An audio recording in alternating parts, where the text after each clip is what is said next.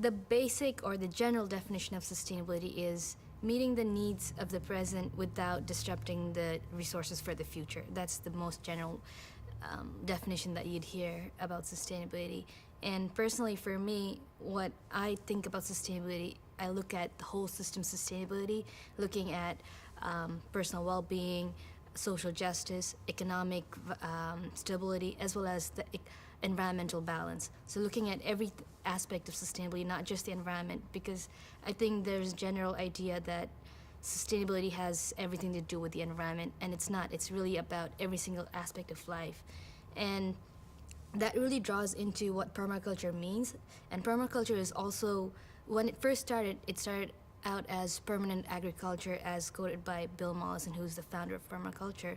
And the general idea about permaculture is also working with the nature without disrupting the balance in the nature, like working with the ecosystem and not working against it. So it all kind of is a general idea that you want to use the resources for your benefit, but at the same time you do not want to damage it for the future or the system itself. So keeping a balance in the nature and working with the nature.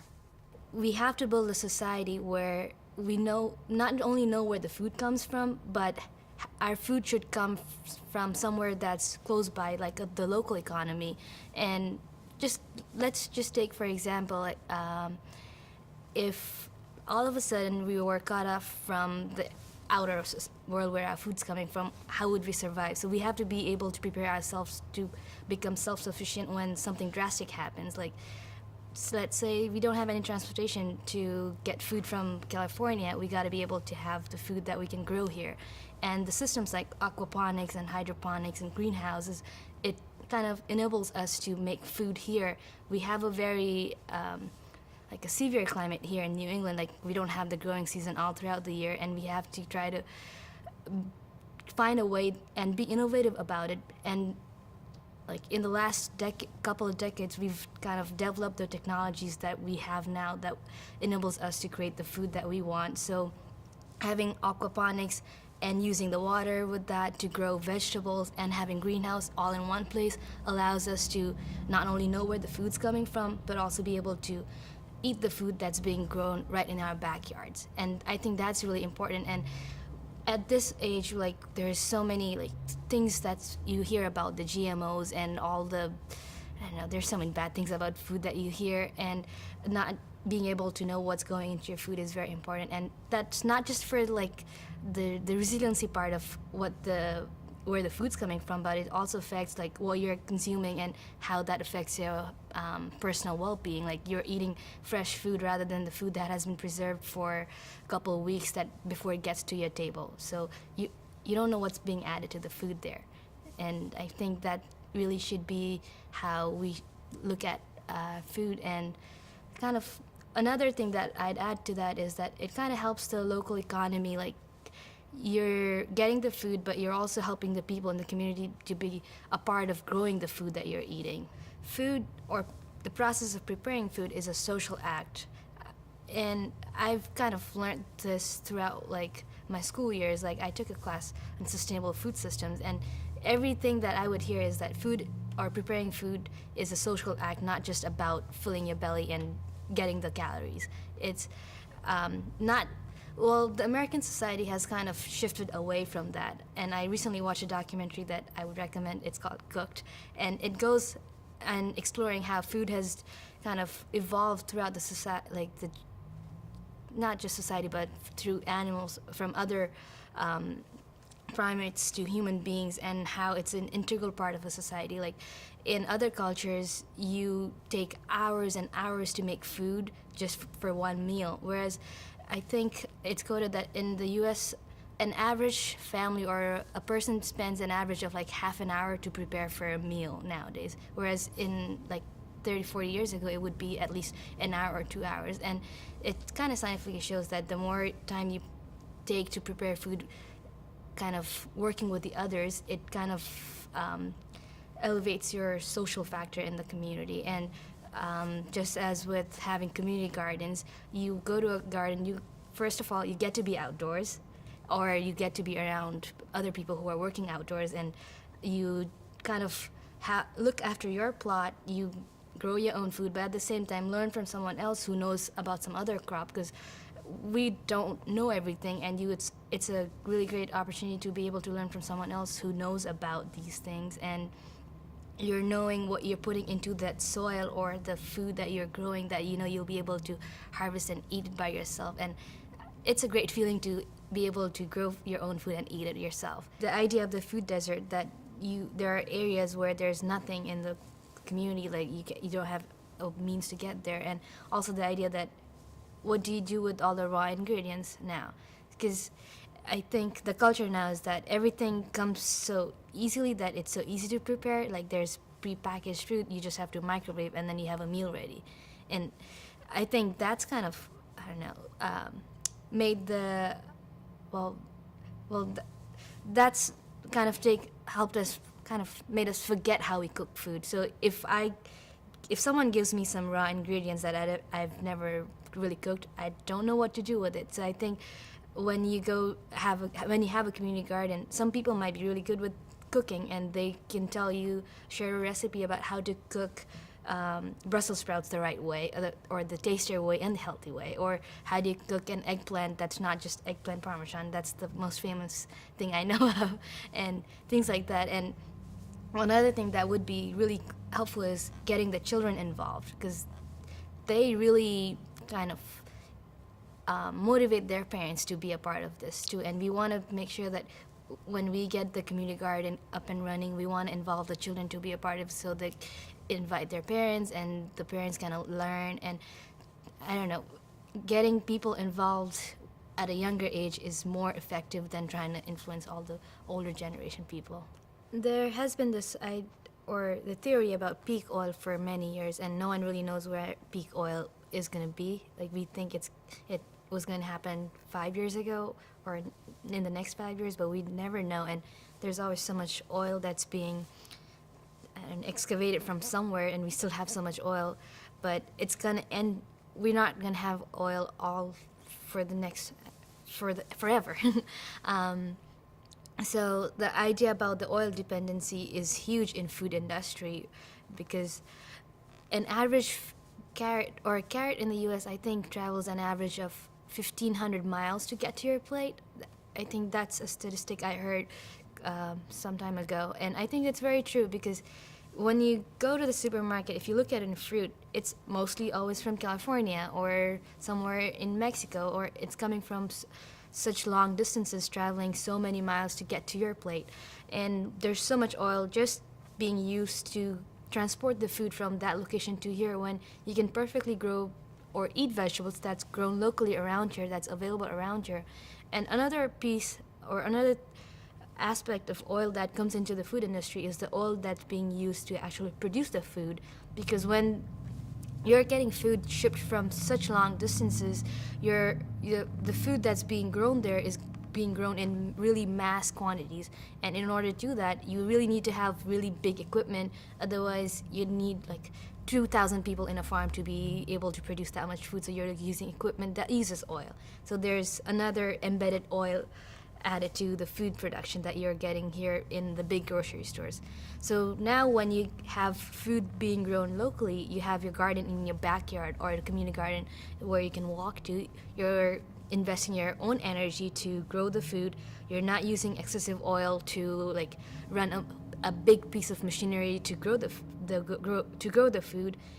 Neither are you like using gallons and gallons of food just to transport it from the garden, from your backyard to your kitchen, which is like maybe you can just walk it there. So you're reducing the use of oil in just the growing of the food itself, and you're reducing the oil also in terms of using the other additives that you add to the soil. Because in this big mass production farms, they say it's all organic, but there is some kind of organic pesticides being used that you don't know of, and it's kind of scary to eat something that you don't know what's being added to it. And there's health effects that might be associated with it, and you might be allergic to some things that's been in there and things like that. And that whole idea is kind of scary. I think it's an education piece again, where you don't think about it. You just get your carrots. It says California. It says Mexico. Yeah. It says whatever. You don't think that it's because Yeah. that this it's the support of the oil industry. Let's Yeah. face it. That's what it is. It's propping that up, and all the other government stuff that comes into play is to prop that up. And we're paying the price through Yeah. the And environment. and but- it really amazes me that in December you can get a mango at your grocery store. When in fact, in reality, mango is one of my favorite fruits, and we get mangoes only over the summer in Nepal, and that's the time like I always look forward to wait like the whole year to eat a good mango in the summer. And now I see a mango in December, and it's weird to me, like it doesn't grow in December, and you have mangoes and all sorts of fruits available at your grocery store. I mean, it's nice in a way that you get to eat a mango in December, but it does not taste right because it's being preserved for so many weeks or months to travel to the place that you want, and just the taste of the food is not even right. It's you taste the additives that's being added to the fruit to make it ripe by the time it gets to the store, and it's not right. Talk a little bit about the added cost is what I like to always kind of ram home. The added cost of that mango. What's the total cost of getting a mango in December? It's quite substantial. It is. You shouldn't be getting a mango in New Hampshire in December. First, it doesn't even grow around here. I think you're supposed to, in an ideal world, or I can't think of it, but in like a utopic world, I guess, you're supposed to eat food that's present around here. Maybe some can be like exotic fruits you get every now and then, but mangoes don't grow in this climate. What grows in this climate is like apples that you can get easily. There are so many apple trees around here, things like that. But mangoes generally grow in a tropical area, which is so many miles south of here. You grow a mango maybe in Mexico or Florida.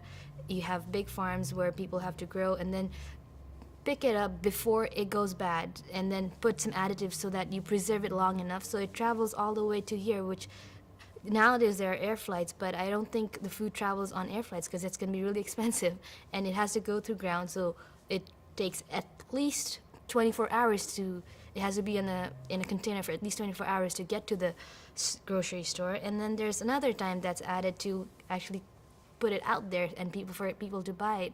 And one thing I've noticed is that you don't get fruits that are perfectly ripe when you get to the store. They're somewhat unripe when you buy them, so you have to wait a few more days to ripe and to be able to eat it. So it's like you're trying to eat food that's generally not grown here and still expect it to be good, and it's kind of a disappointment that you don't get good mangoes here because they're not supposed to be here.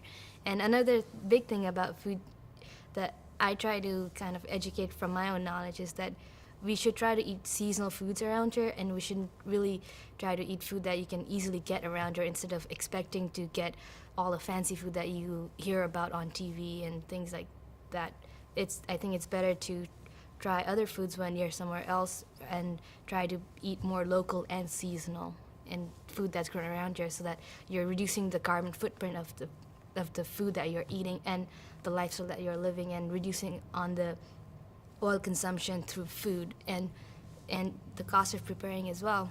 And in case there's any catastrophic disaster, you can kind of be self-sufficient and become resilient. And I think now might be a good time to introduce the idea of the Transition Town initiative that kind of developed from the idea of permaculture. Transition Town initiative initially started in the town of Totnes in United Kingdom, and the whole idea behind the Transition Town is to move or build a community that is transitioning away from the fossil fuel and becoming more resilient and self-sufficient. So it is more localized economy and focusing on the economy so that you're supporting the local businesses around, as well as building a community where people know each other, kind of going back to the roots. And since its inception in the UK, it has kind of spread all across the world. There are transition towns in Australia, in parts of Asia, in many cities and towns across the United States. our closest transition town is the Kearsarge Valley Transition Town, which it comprises of the 9 towns in the region. And I was actually a part of kind of forming that transition town as a part of my school coursework. So I got to really like learn in theory about what transition town means and how those transition towns kind of develop themselves. It's a very grassroots movement, so it's not like a government enforcing that you got to be a transition town. It kind of develops from the people living in the community, and you can really cater that to this feeling or the essence of your own community.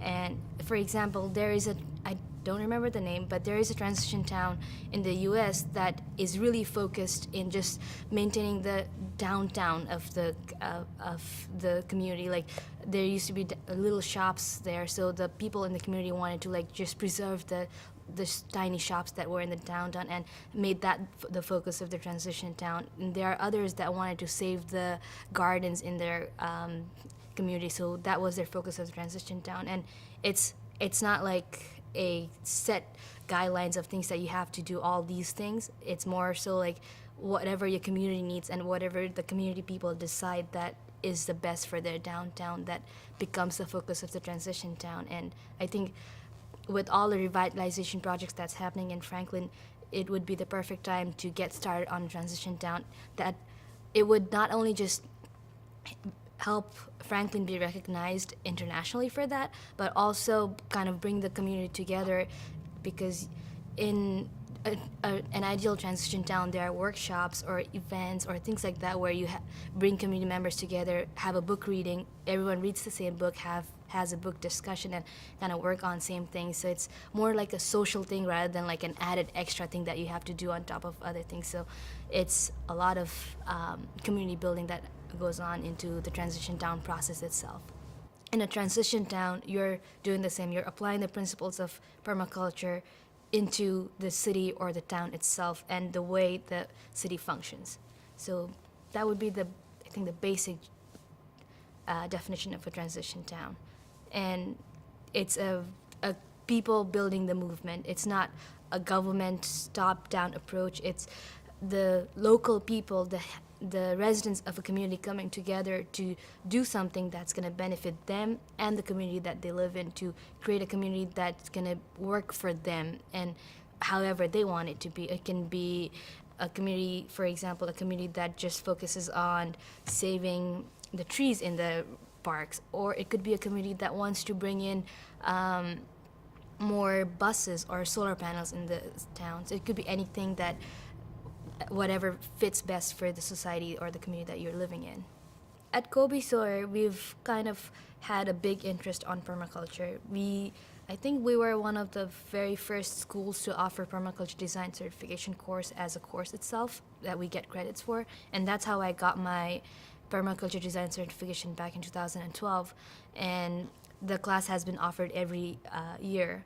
And my former boss, now my colleague, Jen White, she was a part of the permaculture design certification course as well. And she met Todd at a permaculture design charrette workshop that happened here in Franklin, and she was a part of the initial design charrette here. And that was the initial contact between Todd and Jen. And at the college, we've had like permaculture design certification, and then we started doing more things regarding permaculture. We have a small organic garden, and we built a natural building using all the sustainable building materials and local materials. And students, like I was involved in building the whole building. Like I used power tools to create the wood framing and all the things like that. So we had that connection with permaculture, and we've been a part of permaculture in regionally as well, because we do go to D Acres Organic Farmstead in Dorchester to kind of see how they're doing the community scale permaculture garden. And back in 2014, there was an internal grant available on campus that the faculty and staff were encouraged to apply to. The criteria of the grant was that it had to be replicable, innovative, and cost-effective, as well as collaborative. So Jen and I, and we had three other team members, Laura Alexander, who's also a professor of environmental studies, Hillary Walrod, who's the professor of graphic design, Pam Spear, she's a director of Barrett Health and Counseling at the college, and also a business professor, and Jen, who's the director of sustainability, and myself. So we kind of submitted a concept paper about the Sustainable Learning Initiative, which started out to be like an interdisciplinary experiential learning opportunity for students. So when you're a part of that initiative, our idea was that in every course you have to do an assignment, you have to do some kind of research work, and most of the times kind of professors give like simulations or some case studies, and you kind of look at case studies from elsewhere. And our idea was that what if we asked the professors to do a case study on Franklin? So you're using real data, real like Franklin. We knew that the Franklin was going through the revitalization process, and Todd has this idea, and he was moving forward at the same time while we were moving forward at the college. So we proposed the idea that what if the courses used real data set from Franklin and helped Franklin businesses move forward, and helped the initiative that Todd has started move forward, while the students actually got an opportunity to have real life experience rather than just any simulation. That was our very initial idea, and it really evolved over time. We went through the first round of concept paper submission, and then we were asked to submit a full proposal. And our project was one of the 3 projects that got the first round of funding to move forward for a research and feasibility phase. So we got some money to go through the first phase for a year, and that's when we really, the whole idea, the initial idea really evolved, and then now that after a whole year, now it's 2 years actually. So after the first year, out of the 2 projects got approved, and now that those 2 projects moved into the implementation phase, and we got more funding. So we're currently at the implementation phase. So our idea evolved from just an idea about kind of having like the faculty taking some case studies and doing some research in Franklin to help the business, to now having a full 3-year Bachelor's of Science degree in community-based sustainability that's anchored in downtown Franklin and this whole sustainable revitalization project. And there's much more to that. That's just the really final product that happened. Throughout the course, we've had several internships that have been available to students. So initially, it started out with just one intern at Colby Sawyer who did an internship with Todd to kind of create some more internships for the school. So we had a couple of graphic design students helping out here and there. Like they did the signage for a park here and designed the Perma City Life logo as well. And it was just like some other interns doing that. And a couple of the professors have been an integral part of this project they did a big, they helped do some research regarding the stormwater management and the waste and everything to inform the city's master plan as well. So there were some things that were happening alongside before even the Sustainable Learning Initiative started. So now that we have a big organization that we kind of start at the college called Sustainable Learning Initiative, we're getting more faculty being involved in the project. There faculty who's been doing a business marketing research plan for many of the businesses here. They've been working closely with Catch Housing to do a market research survey.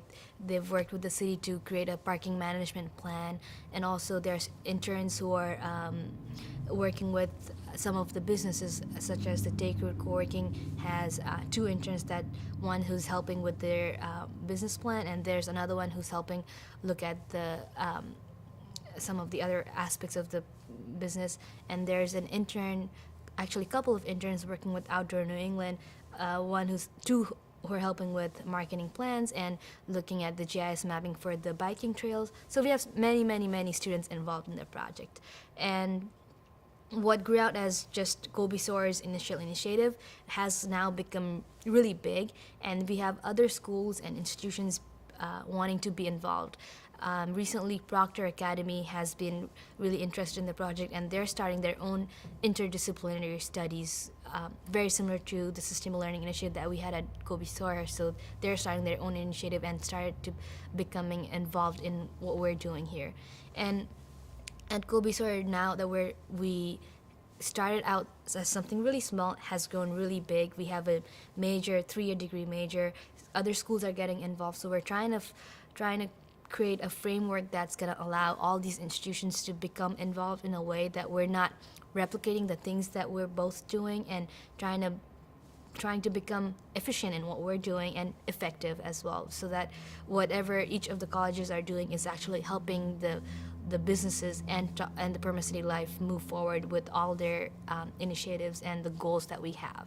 I guess I can speak a little bit to that from my own experience and what I've learned so far. I initially started college as a business major and with an environment minor. I took my first class and I decided business was not for me.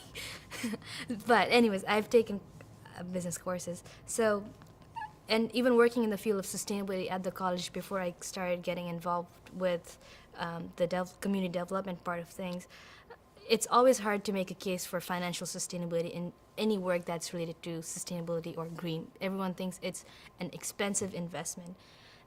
In order to really believe in such things, I think you have to look at the bigger picture of things, because maybe the initial investment is a bit more than what you would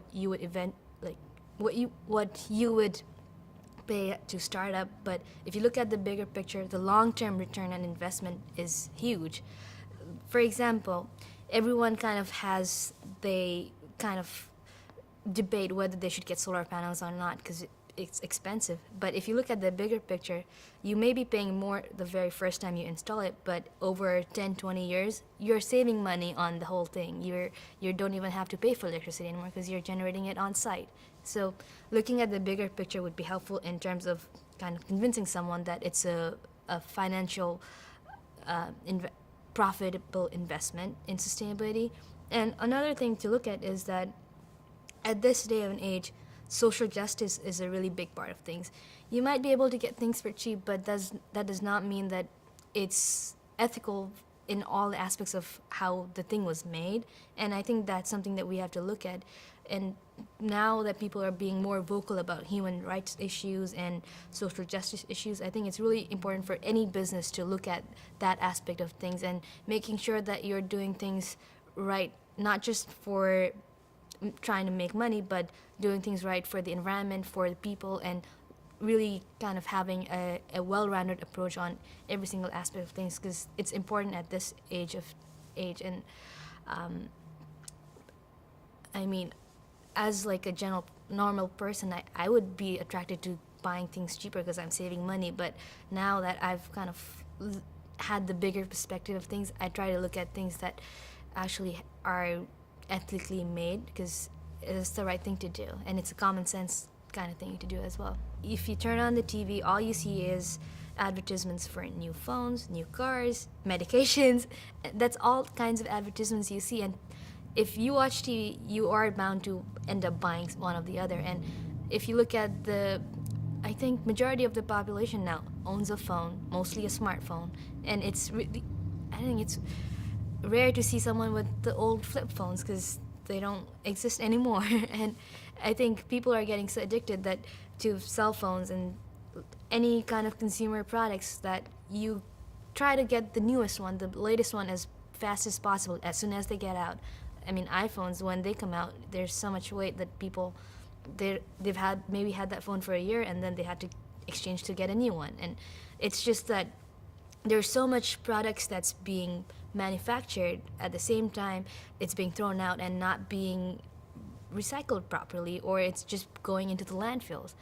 In permaculture, there is a principle or saying that there is no such thing as waste, and it's very true. If you look at our nature, for example, everything that is the input, it kind of gets used up and becomes an output, and there's no such thing as waste. It just gets used up somehow.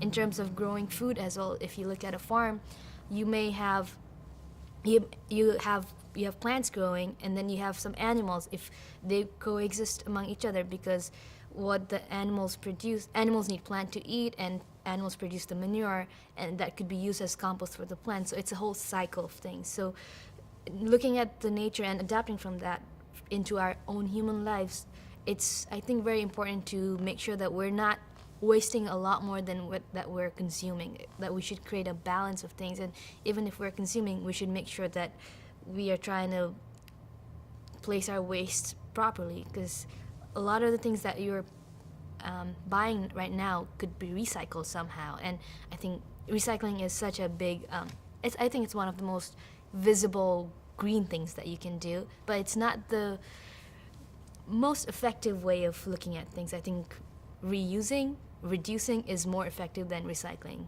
and I think that has to be the mentality, that recycling should be the very last resort option to do, and reusing is probably the best one.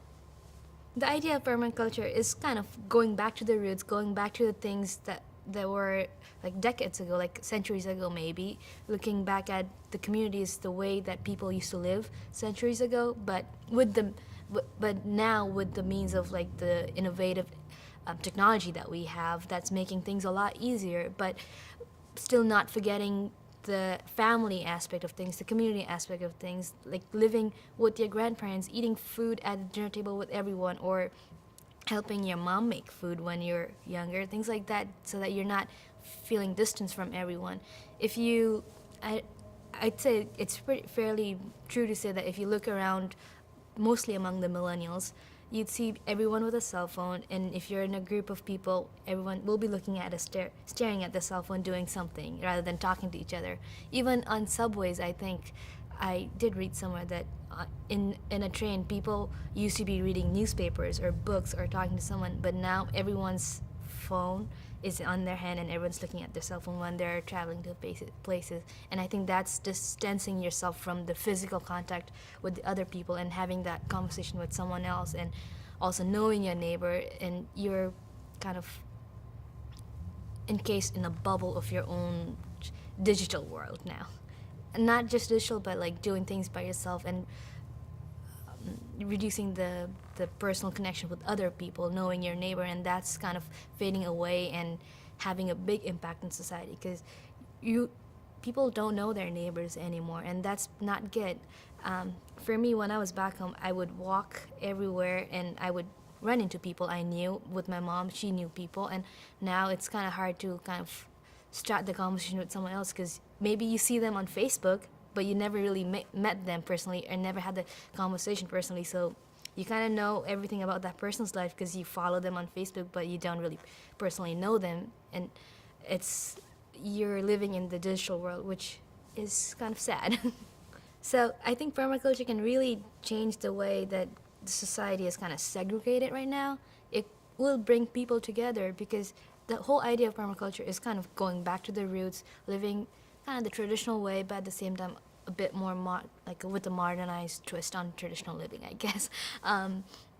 You are bringing people together whether you're out in a community garden working together, or maybe you're just at a coffee shop with a movie screening. You're just bringing people together to have a conversation, just to have it doesn't have to be anything intellectual, but you're just talking to someone else.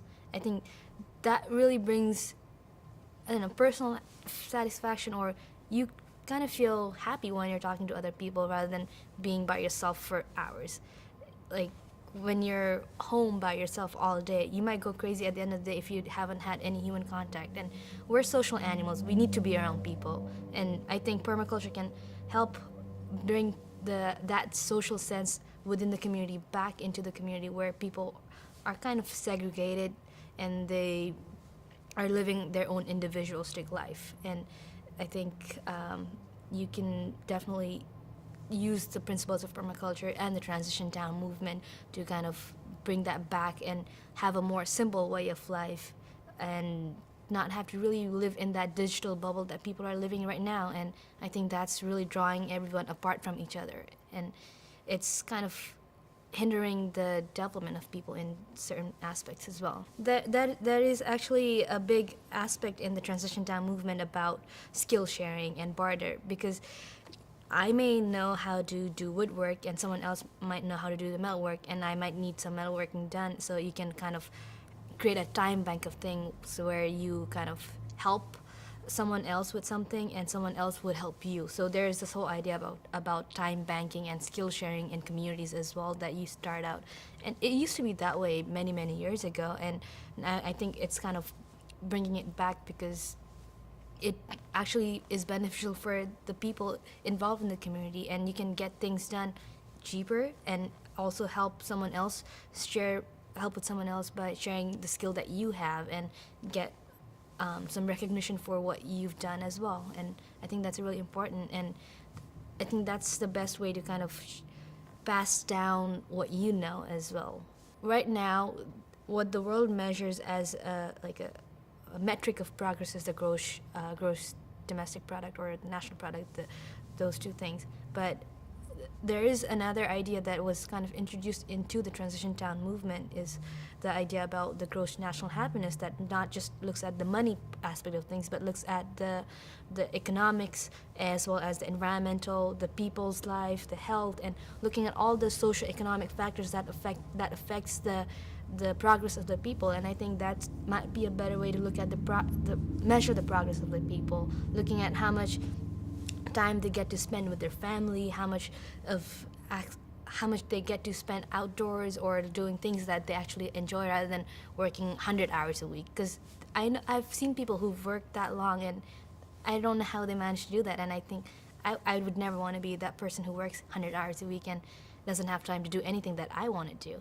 And I think people have to kind of start working a little bit less and spending more time on doing things that they love, that's going to make them happy personally and physically, emotionally, in any kind of way. There's a lot of things happening, and it's all happening at the same time, so it's always hard to keep track of everything. And I think just to make it easier, we can divide all the things that's happening into like three categories maybe. Economy, environment, and experience. So economy involves like all the businesses that's coming in. We have so many empty storefronts that has to be filled in order to have the vibrant economy that we want. So we're trying to bring in new businesses, new innovative and creative businesses into town that kind of fits our vision about becoming a permaculture city, or and following the principles of permaculture. So right now we have Outdoor New England, which is a sporting goods outfitters store, and also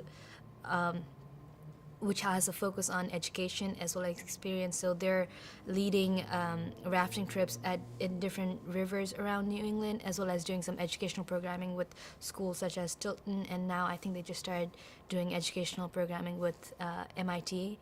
So they're here, that they're going to be open this June in Buell's Block, and we're hoping that there's going to be a brewery in the back of that building as well, so another brewery going in there. And also in the same building, we have the volunteer-run coffee house that was started by Joe Brown, who instead of just complaining about what's happening, she took the initiative and started the coffee house with an all-volunteer staff, and it's still a volunteer-run coffee house. And now we're renovating the space to expand to the next store, so they're making it a bigger coffee house with some event spaces as well. So that's a really beneficial business right there in downtown. That was, I think, one of the first ones to start. The next one is the Take Root Co-working Center that's going in on top of Toad Hall, and that flows into the building next door, which will provide spaces for people, office spaces for people who mostly work from home or need some facilities such as conference room and things like that you can rent as needed. And we're in the process of putting a restaurant and a 3-barrel brewery system downstairs in the Toad Hall, in the basement and the first floor. So we're working on making the financial viability for that. So we're applying for loans to make sure that we get that. There's a clothing store, a boutique clothing store that's going to go into one of the storefronts, and that's mostly kind of repurposed clothing, but still new, and kind of like a high-end consignment store, but all the clothing that they will be selling are still new with tags. So That's another one. And we have a used appliance store in one of the storefronts right now. So they take in all the appliances from like they take in high-end appliances that have been broken, they repair it, and then they sell it. So in a way, they're kind of repurposing the things. So all I think those are some of the big ones that's in right now. There's also a software analytical company that's taking up one of our buildings. They're going to move into the co-working space when it's ready. They work with some Fortune 500 companies and looking at doing like a predictive analytics for them. So they're an Ohio-based company, but they're working out of Franklin right now. So that's another business that's here. And I think that's all that's really happening right now in terms of businesses. And we're very selective in terms of figuring out which businesses go where, because we want to attract businesses that kind of fit our vision, and not just any business, not just any any random Subway shop or something like that. So we want to find a business that kind of fits our vision and are open to the idea about what's happening, and kind of want to be involved in the community and be a part of this movement that we have started. So that's, I think, all that we have in terms of business. So now looking at the environment, we're looking at having a stormwater management plan. We have so many big buildings here that has flat roof, and all this rainwater just flushes down the drain and goes into the river without any remediation or anything. It just flushes down through our stormwater. I think in one of the buildings whenever there's some inches of rain, we get like 1.2 million gallons of water just going down, and it just flushes down the river without any filtration. So that's a big issue, and we're trying to find ways to kind of remediate that stormwater management plan and have bioswales that kind of filter through the ground to go into the water. So that's kind of taking up some of the contaminants and kind of going into the water, because we're at the headwaters of the Merrimack River and we should not contaminate the water. And I think that's a big environmental concern that we have, that we need to preserve our waters. There's that, and also we're looking to become a zero waste city. So what that means is that we have landfill, we have recycling opportunities available, but we're not doing anything with regards to organic waste. And New Hampshire recently just passed a bill that allows commercial composting, and it was one of the last states to pass that bill. It was passed a couple months ago, and we're trying to find ways where it's economically feasible to have commercial composting, and having that be available to the residents, not just in the downtown, but maybe the bigger city of Franklin, and having all the businesses involved to have organic composting available to them. So we haven't done anything with that right now, but we're looking to work with the colleges and universities to help us to do some research and feasibility analysis, if that's feasible to have that in Franklin as well. Next is a community garden. We've identified some pieces of land to have community gardens where we can invite the residents of downtown to be a part of it, and that would not just provide like food being grown in the downtown to be eaten here, but also be able to kind of be engaged outside and create that social interaction among people living in the downtown, so they kind of know their neighbors when they're outside gardening. And I think we're looking to kind of create a way that we involve people that are out of rehab or in rehab, to be able to use that as a therapeutic way of kind of calming down or things. And let me see. The other one is looking at having a car-reduced downtown. I think what makes downtown more vibrant is having more people walk through downtown. So we want to have maybe trying to figure out some public transportation being available to come to Franklin, or also kind of increasing the foot traffic in Franklin. And this would be helped by having more people living in downtown. So that would be coming into play when I talk about the Catch Housing Project in just a minute. So having people walk to downtown using less cars, or encouraging carpooling among people, because there's so many people driving through Franklin, and I see them like it's just one person driving through. Maybe we can try to figure out a way that carpooling works in this area as well, so we don't have as much cars going through Franklin, or reducing the number of cars going through Franklin. Let me think if I missed it. Okay, yes, there's another one. It's about energy. So we need energy to make a building run. So we have a task force that we've created to look at alternative ways of having energy. So Franklin back in 70s or 60s used to be powered with just hydroelectric plants around here. So we want to look at ways that we can use alternative energy to power our downtown. We have been kind of in conversation with the hydroelectric plants in Franklin, as also looking at some solar gardens or rooftop solar panels to kind of power the buildings itself. So we're trying to see how we can transition ourselves away from the fossil fuel for our buildings and being like kind of a off the grid building. It might not be totally possible, but we're looking at alternate ways of looking at how we get our energy. I, I think that's probably it in terms of environment. And another thing that we're looking at is the experience, and we want to bring in arts and culture into the downtown, because that's really something that really brings people together to have a social event where you look at art, listen to music, or have food. So that brings the social component of the downtown. So the restaurant would have a music venue that would hopefully bring in more people to come to downtown. And also we're looking to see if we can bring in more artists to live in the downtown and maybe do some like art displays, like murals on some of the buildings and like that. Catch housing is a big project that we have going on.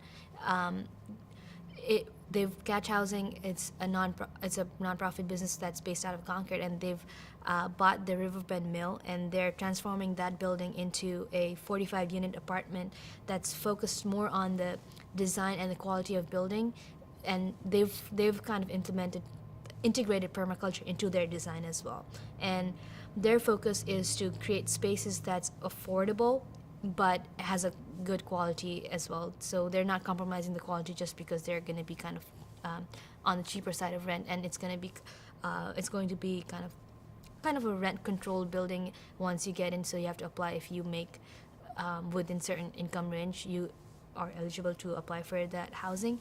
And we did through some Kobe Soar students did a research for them and found out that their target population should be millennials, artists, and veterans and older generation people. So that's the people that they're targeting.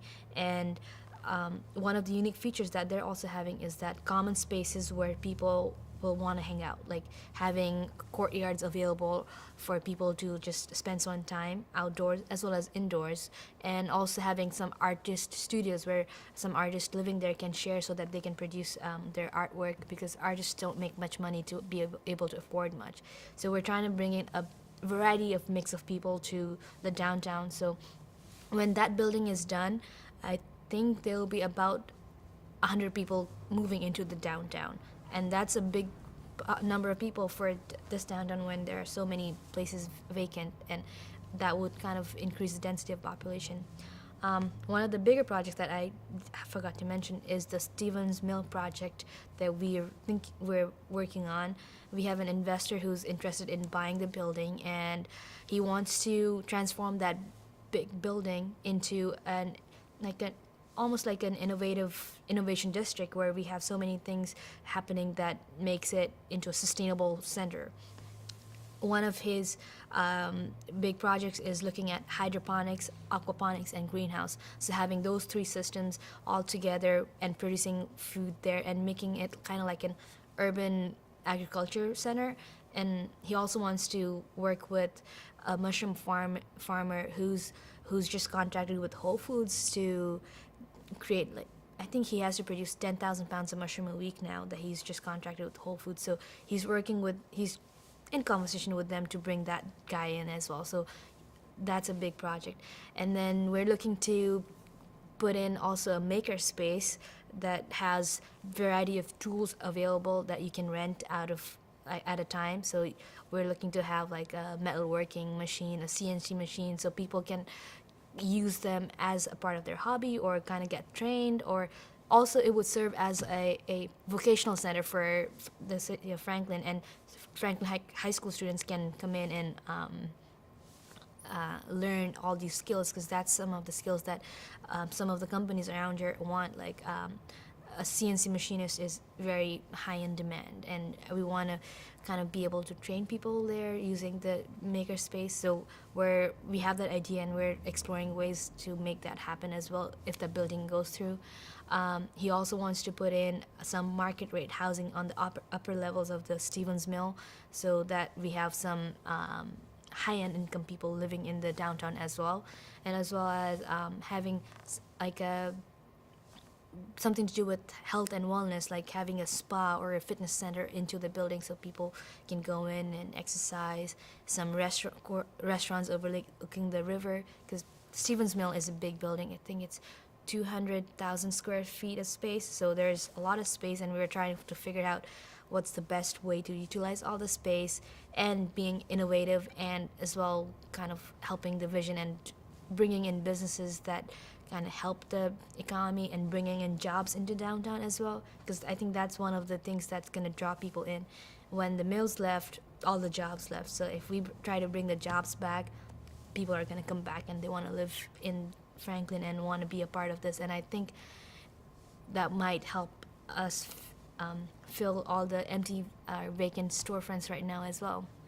And one more thing I forgot was Marty, who's from Outdoor New England, who's running Outdoor New England, is also working with the different bike trail systems in this region to create an interconnected bike trail that goes through the heart of Franklin. So he's working with I think it's the Northern Rail Trail, Winnipesaukee Rail Trail, and several others to create an interconnected system, and that would be over 134 miles of interconnected bike trails that's kind of all around Franklin. I think it would be the largest one in New England, and that's happening as well. So we are working with the different groups to bring in an umbrella organization that kind of brings it all together as well. No one likes change and innovative ideas. People think if you introduce something new, you might be crazy. And initially, when we started this project at the college, just trying to convince the senior staff at the college that this is beneficial to the college, it was kind of, we got a lot of pushback from the college. I mean, like anything, you get pushback from the higher ups sometimes. And it was hard for us to kind of convince them that it's the right thing to do or it's a feasible project. And one key moment that we had was we set up a meeting with our senior staff at the college and the city officials and all the different, like the bank people, city officials, and some of the business partners. We brought them to the campus and had them meet each other, kind of had a meet and greet with the city and the college. And that was a key moment when both the city saw the potential and the college saw the potential on the thing as well. And it was very interesting to see that each party was kind of taking ownership over the project as well. And I think that really helped to start this collaboration among the campus and the city, and they saw how this relationship could go forward, and they could really start envisioning what this could be into. And I think that was a key moment when the college kind of bought into our idea, because initially there was a lot of pushback saying that, oh, this is really nothing, it can be done without the grant, like it's not like cost effective or things like that. And even the city saw that Kobe Star was so invested in this idea that they want to get that help from the college as well. And they have been involved, students and faculty have been involved in so many different projects. I could go on and on about the things that students have done, but the city of Franklin started seeing that the benefits of this relationship as well. And I think that was a key moment that not only helped Todd with getting the support from the city, as well as helped us from getting support of senior staff as well. So it was one of the key moments of our whole journey throughout. While working on this whole project and starting the System Learning Initiative with Jen and developing this 3-year degree program in community-based sustainability, now if I were able to go back to school, get my bachelor's degree again, I would probably go for the community-based sustainability, because it's very wholesome and you can focus on like the business side of things, because it's so interdisciplinary that you get a sense of every single aspect of a community. It's business, arts, environment, sociology, so you can really have a focus on anything you want. And I think that's something that I would have loved to go back to school for as a freshman again in my bachelor's degree. Well, let me ask you, if you don't mind me telling how old No. you are. 23.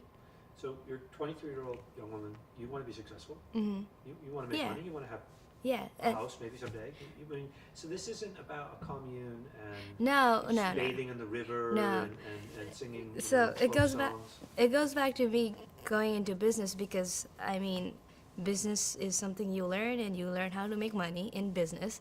And I started out with that, and I just didn't like the feeling that I got when I took the business course and all that, the corporation thing, kind of things. And I've always really advocated for environmentalism, and I kind of believe in that personally and want to live a sustainable lifestyle. And I realized that business is something that you kind of, it's more of a common sense. You might learn some tactics in school, but it's more about being conscious about how you do your work. And I felt more drawn into the environmental side of things, and I started to choose that path. And I figured that I will be able to make a living out of this, because this is something that's really critical at this age, and something that we want to make sure that we have the environment that we live in is safe and is sustainable.